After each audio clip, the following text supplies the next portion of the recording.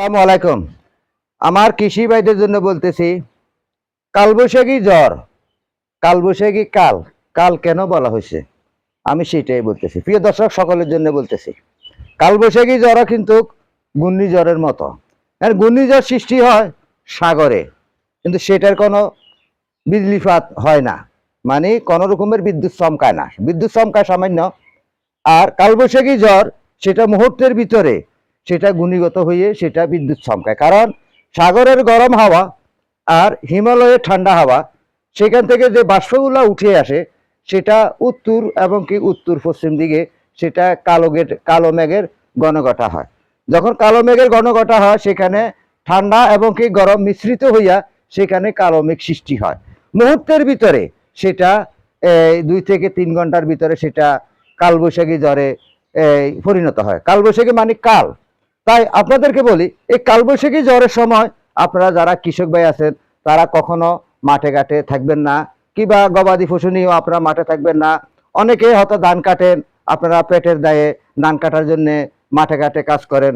আপনারা দেখবেন যখন কালবৈশাখী ঝড়ের আশঙ্কা হয়, যখন কালো মেঘে ছাউনি দিয়ে যায়, বিদ্যুৎ চমকায় কিংবা বজ্রপাত শুরু হয়, তখনই আপনারা নিজ স্থানে চলে আসার চেষ্টা করবেন। আর যারা কৃষক ভাইরা, যারা জমিদাররা আছেন, যারা মানুষ দিয়ে কামলা দিয়ে কাজ করান, তাদের প্রতিও অনেক অনুরোধ করতেছি। কারণ একটা মানুষ যদি মারা যায় বজ্রপাতে, তাহলে তার একজনের পিছনে আরো 7 থেকে 8 জন খাওয়ানাওয়ালা আছে, কিংবা 4 জন খাওয়ানাওয়ালা আছে। সে যদি মারা যায় তার এই জীবনটা আর ফিরে পাবে না। তার ছেলে মেয়ে সন্তানেরা অনাহারে কষ্টে মারা যাবে, তারা এতিম হয়ে যাবে। তাই তাদেরকে আপনারা, আপনাদের যদি আধা ঘন্টা 1 ঘন্টা যদি সময় লস হয়, আপনারা তাদেরকে নিরবস্থানে রাখবেন এবং কি তাদেরকে পরবর্তীতে আপনারা প্রয়োজনে আবার আধা ঘন্টা কাজ করাইয়ে নিতে পারবেন। তাই আপনাদের প্রতি সেই অনুরোধ জানাচ্ছি, কালবৈশাখী জ্বরের সময় আপনারা কেউ গাছতলে অবস্থান নেবেন না এবং কি খোলা কোনো খাম্বার তলে অবস্থান নেবেন না, কোনো প্রকারে ঘরের দরজা কিংবা ঘরের জানালা ধরে দাঁড়াবেন না।